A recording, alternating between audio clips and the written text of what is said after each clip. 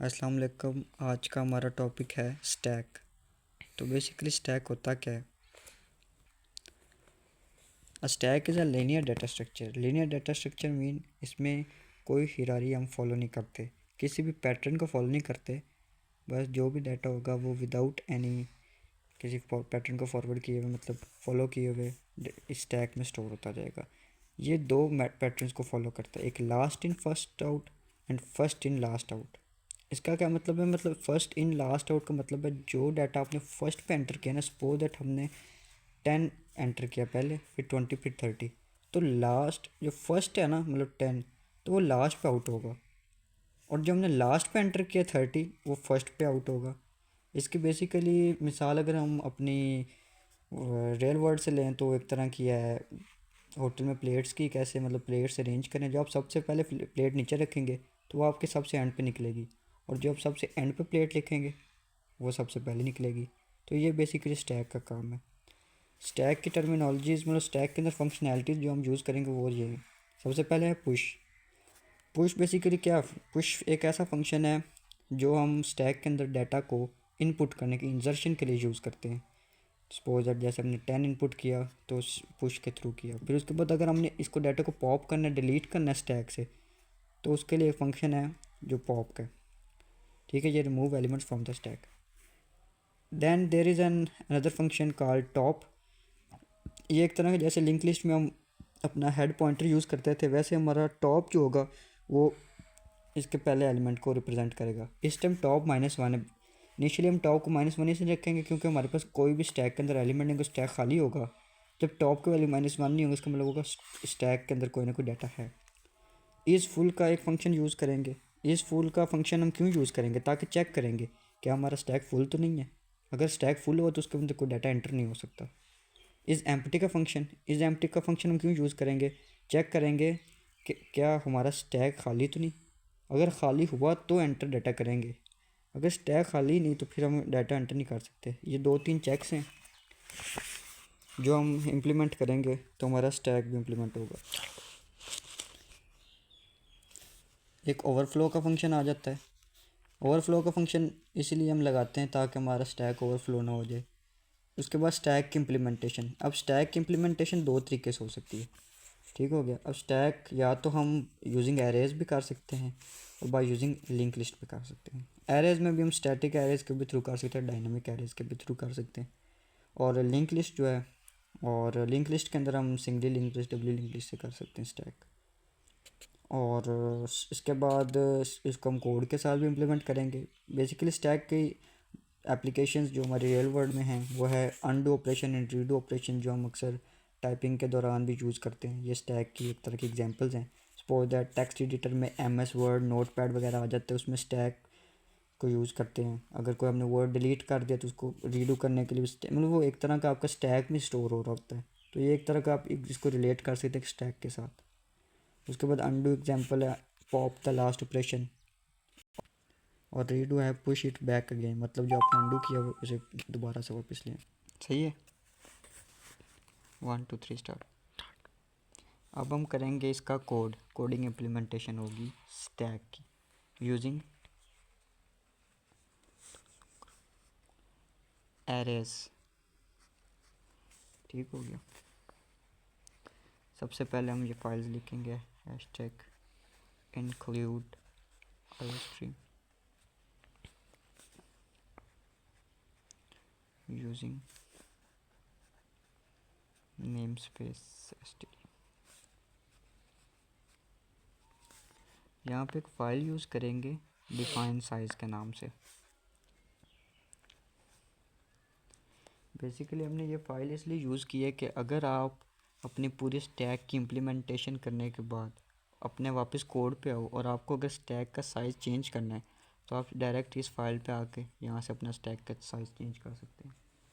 तो स्टैक की इम्प्लीमेंटेशन के लिए सबसे पहले तो आपको पता है कैसे हम ऊप्स में यूज़ करते थे क्लासेस और ऑब्जेक्ट्स, तो हमें एक क्लास बनानी पड़ेगी स्टैक के नाम से। अब इसके प्राइवेट मेंबर जो होंगे वो एक तो हमारा टॉप होगा। टॉप आपको मैंने बताया था जैसे लिंक लिस्ट में हेड होता है वैसे एक स्टैक के अंदर टॉप एलिमेंट होगा जो स्टैक के टॉप एलिमेंट को पॉइंट करेगा। देन हम एक एरे लेंगे, इंट एरे ऑफ साइज़। अब इसके अंदर साइज़ जो है ये ऑटोमेटिकली इनिशियलाइज हो जाएगा 5 हमें पता है। उसके बाद इसके प्राइवेट मेंबर के बाद हम इसके पब्लिक सेक्शन में आएंगे। अब इसके पब्लिक सेक्शन के अंदर सबसे पहले हम एक कंस्ट्रक्टर बनाएंगे और टॉप को इनिशियलाइज कर देंगे -1 के साथ। अब इसके बाद हम थोड़े से फंक्शन यूज़ करेंगे, 2-3 फंक्शंस, ताकि चेक करेंगे कि स्टैक क्या हमारा स्टैक खाली तो नहीं है, स्टैक फुल तो नहीं है। उसके बाद हम पुश भी करेंगे एलिमेंट्स और उसके पॉप भी करेंगे एलिमेंट्स। सबसे पहले तो हम एक एम्प्टी का चेक लगाते हैं, तो bool is empty.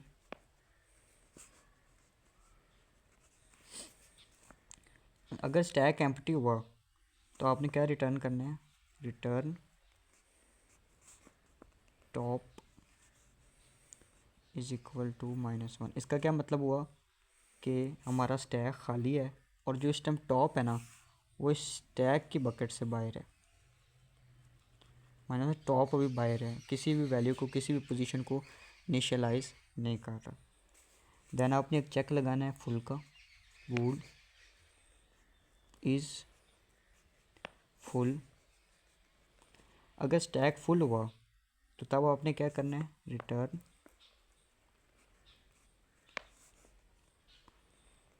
Top is equal to size -1।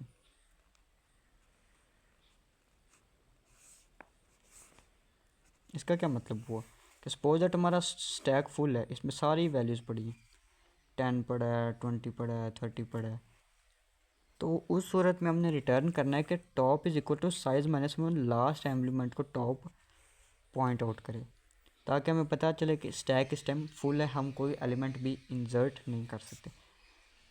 Else अगर ये दो फंक्शन नहीं ठीक होते तो इसके बाद हमारे पास कंडीशन आती है कि हम कोई भी एलिमेंट पुश करें। पुश का एक फंक्शन बना देंगे और इसके अंदर एक वैल्यू ले लेंगे जो हमने पुश करनी है, ठीक हो गया। अब इसके अंदर एक चेक लगाएंगे जब वैल्यू पुश करने लगें कि क्या इज़ फुल, ठीक है।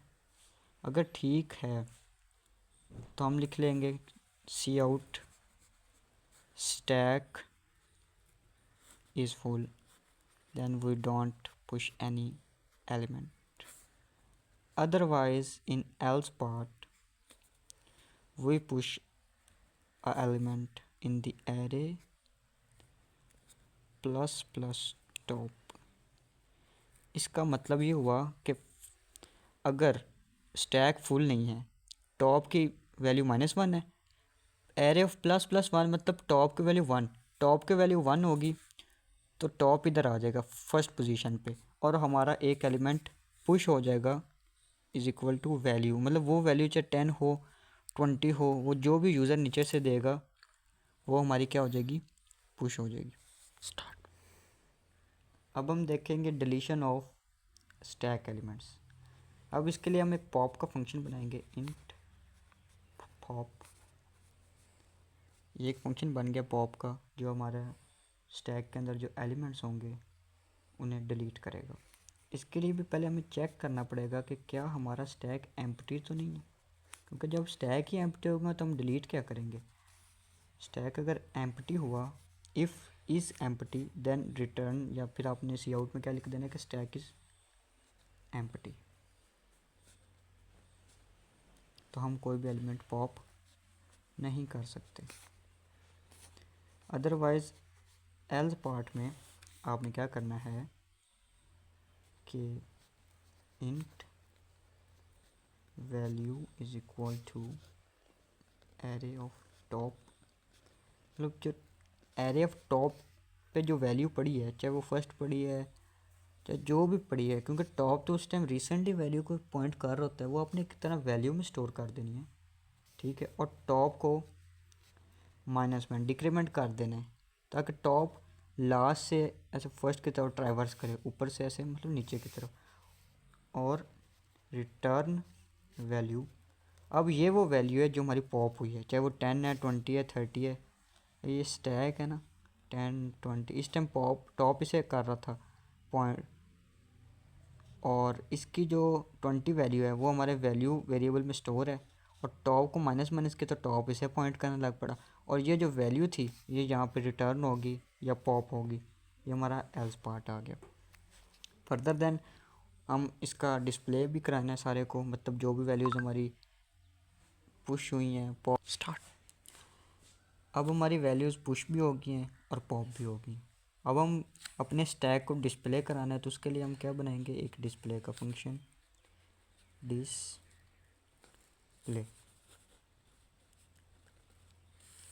अब इसके अंदर भी चेक लगाना है, इज़ एम्प्टी, जैसे पुश और पॉप के लिए लगाया था, कि क्या स्टैक खाली तो नहीं। अगर स्टैक खाली है तो हम दिखाएंगे कि स्टैक आपका खाली है, इसलिए हम कोई भी वैल्यू पुश या पॉप या डिस्प्ले नहीं करवा सकते। स्टैक इज़ एम्प्टी, ओके, ठीक हो गया। एल्स, अब इसके एल्स पार्ट में फॉर की लूप यूज़ करेंगे, क्योंकि जैसे हम एरे के अंदर एरे को डिस्प्ले कराने के लिए फॉर की लूप इस्तेमाल करते हैं, तो बेस उसी तरह इसी स्टैक के अंदर भी हम फॉर की लूप यूज़ करेंगे, ताकि ट्राइवर्स कर करके हर एक एलिमेंट को डिस्प्ले करें। इंट आई जो है हमारा टॉप एलिमेंट से स्टार्ट हो, ठीक है। आई तब तक चलता जाए जब तक वो ज़ीरो से ग्रेटर या ज़ीरो ना रहे, और आई -1। इस टाइम आपको पता है हमारा टॉप होगा इधर, टॉप पोजीशन पे, मतलब टॉप होगा सबसे ज़्यादा इंडेक्स पे, 5 पे, 4 पे, जितना भी हमारा साइज़ हुआ एलिमेंट का। जब तक वो इधर यहाँ तक ज़ीरो तक पोजीशन तक नहीं आ जाता, तब तक डिस्प्ले करता ही रहे, करता ही रहे। तो नीचे लिखेंगे जी सी आउट एरे ऑफ आई, ये अब हर एलिमेंट डिस्प्ले होता जाएगा। और मेन के अंदर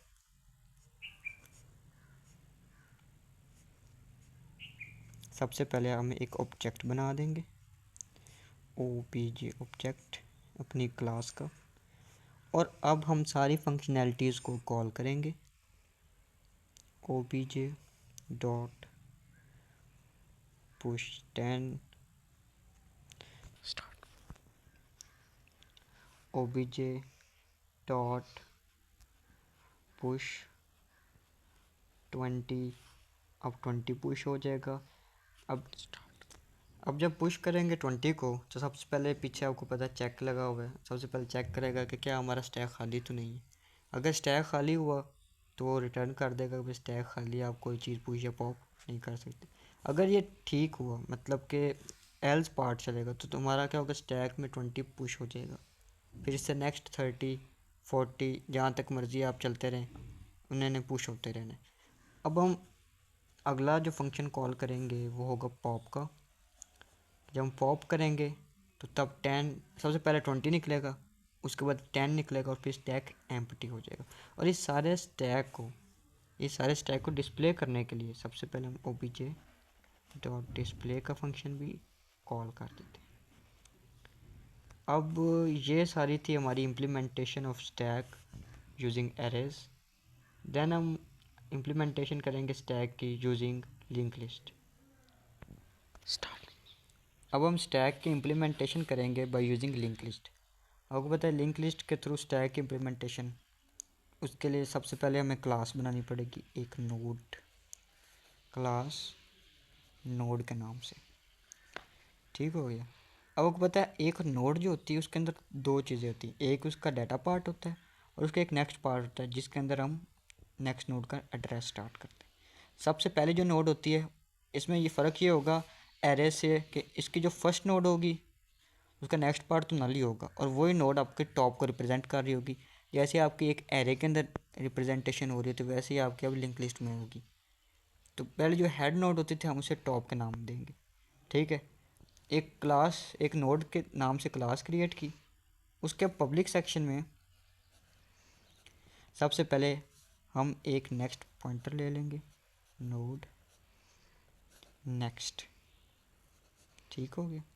और ये जो नेक्स्ट पॉइंटर है ये एक तरह का अगली नोड का एड्रेस स्टोर करेगा। फिर एक डाटा ले लेते हैं, डाटा, ठीक हो गया। और एक कंस्ट्रक्टर बनाएंगे, नोड इंट वैल्यू। अब जो हमारा डाटा है उसको वैल्यू के इक्वल, और जो नेक्स्ट था पॉइंटर उसे एक दफ़ा नल कर देते हैं, क्योंकि हमारी फर्स्ट नोड का next pointer is always a null pointer. ये तो हमारी क्रिएट यहाँ तक हुई एक नोड। देन हम अपना स्टैक की इम्प्लीमेंटेशन करेंगे नेक्स्ट क्लास के अंदर। नेक्स्ट क्लास क्या होगी, स्टैक की क्लास, क्लास स्टैक, ठीक हो गया। अब 16 मिनट की वीडियो पे यार 20 हो जाएंगे खैर। अब स्टैक के अंदर जब हमने लिंक लिस्ट के थ्रू इम्प्लीमेंटेशन करनी है तो इसमें भी एक चेक लगाएंगे, इज़ एम्प्टी का, बूल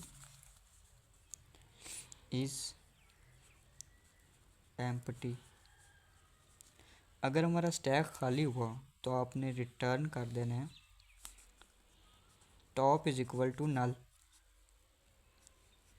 this is just same as arrays. जैसे एरे के अंदर हम स्टैक को करते थे, अगर स्टैक हमारा एम्प्टी हुआ तो टॉप इज़ इक्वल टू -1, लेकिन ये फिर लिंक लिस्ट है तो इसके अंदर हम क्या करेंगे कि टॉप इज़ इक्वल टू नल।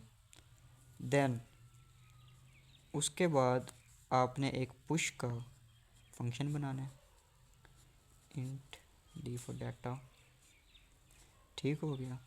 या फिर वैल्यू ले लो, कोई भी चीज़ ले लो। ये हमारा वो डाटा होगा जो स्टैक के अंदर पुश करना है। सबसे पहले आपने न्यू नोड क्रिएट करनी है, नोड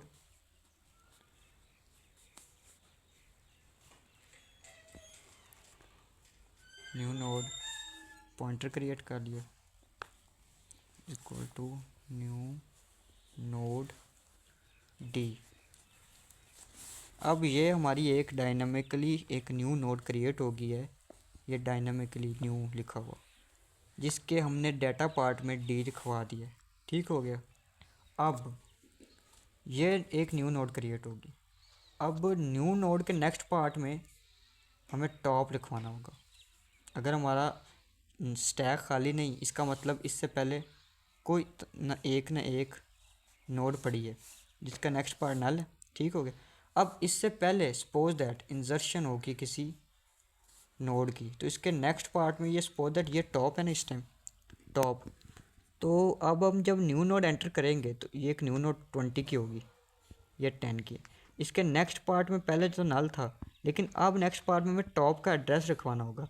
तो वो कैसे लिखेंगे कि न्यू नोड के नेक्स्ट पार्ट में टॉप कर दो। जैसे हम लिंक लिस्ट में करते थे कि न्यू नोड के नेक्स्ट में हेड कर दें और फिर हेड पॉइंटर को अपडेट कर देते, वैसे अब टॉप पॉइंटर को अपडेट करना है। अब टॉप क्या होगा, हमारा न्यू नोड, और जो न्यू नोड होगी टॉप, मतलब टॉप इसे पॉइंट कर रहा होगा। ऐसे ही फर्दर मोर जैसे ही पुश कोई चीज़ होगी at the start of the link list होगी तो ऐसे ही हम करेंगे, ठीक हो गया। Top is equal to new node, यहाँ पे ये बंद। अब अगर हमने कोई चीज़ डिलीट करनी, सपोज कोई नोड डिलीट करनी है तो हम क्या करेंगे, इंट पॉप का फंक्शन यूज़ करेंगे।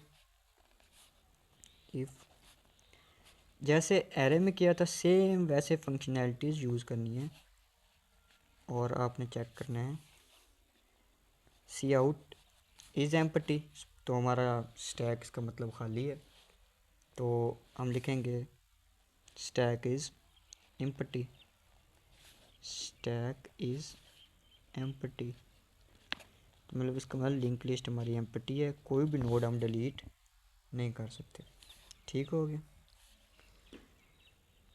अदरवाइज़ एल्स पार्ट में आपको पता है जब कोई नोड डिलीट करेंगे सबसे पहले हमें एक टेम्प वेरिएबल में उसका डाटा स्टोर करवाना पड़ेगा, और देन फिर उसे डिलीट करना पड़ेगा। तो हम एक नोड बनाते, एक हम नया पॉइंटर बनाते हैं टेम्प के नाम से। ज़रूरी नहीं कि वो जो नोड डिलीट करनी वो फर्स्ट नोड ही हो सकता है कोई नोड आगे दूसरी या तीसरी हो, तो उसके लिए हमें फिर ट्राइवर्स करना पड़ेगा, और ट्राइवर्सिंग के लिए फिर हमें ये टेम्प पॉइंटर भी रिक्वायर होगा। अब ये टेम्प जो पॉइंटर है डिलीशन के लिए सबसे पहले ये स्टार्ट कहाँ से होगा, ये स्टार्ट हमारा होगा टॉप से। अब हमने कोई वैल्यू पॉप करनी है तो स्टार्ट टेम्प करना है टॉप से, ठीक हो गया। अब जो वैल्यू है उसे हमने पॉप करना है, तो सबसे पहले उस वैल्यू को हम स्टोर साइड पे कर लेते हैं कि जो वैल्यू हमने पॉप करनी है वो टेम्प के डाटा पार्ट में आ जाए, टेम्प के डाटा पार्ट में आ जाए, ठीक हो गया। और टॉप जो है टॉप के नेक्स्ट में चला जाए। टॉप को हमने अपडेट करके आगे कर दिया। अब टेम्प जो है इस टाइम वो सेपरेट है, उसका कनेक्शन ख़त्म हो चुका है। तब जब उसका कनेक्शन ही ख़त्म हो चुका है तो उसे डिलीट ही करना है, तो आराम से उसे डिलीट कर सकते हैं, डिलीट टेम्प, ठीक हो गया। और रिटर्न वैल्यू। अब जो टेम्प की वैल्यू थी वो हमें रिटर्न होगी। अब ना हमारी वैल्यू डाटा लॉस हुआ है। अगर हम ये काम किए बगैर अपनी नोड को डिलीट करते तो क्या होना था, हमारा डाटा लॉस हो जाना था। इसलिए पहले हमने उस वैल्यू को रिज़र्व किया, फिर देन टेम्प को डिलीट किया और उसके बाद उसे रिटर्न कर लिया, वैल्यू को डिस्प्ले करवा ली। अब इसके बाद अगर आपने डिस्प्ले करवाना है अपने स्टैक को तो बिल्कुल सेम एरे की तरह करेंगे, बस इसकी फंक्शनैलिटी थोड़ी डिफरेंट होगी कि वॉइड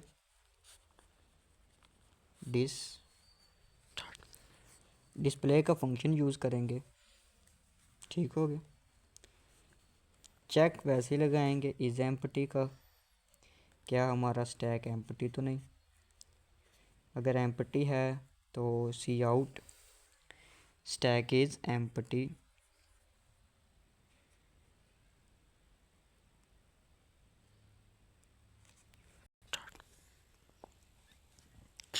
एल्स पार्ट में हम अपने टेम्प वेरिएबल को जो हमने नया बनाया हुआ है उसे हम टॉप से स्टार्ट करेंगे, ट्राइवर्स करेंगे, क्योंकि हमने डिस्प्ले सारे लिंक लिस्ट को करना है तो उसके लिए फिर हमें ट्राइवर्स करना पड़ेगा, ठीक है।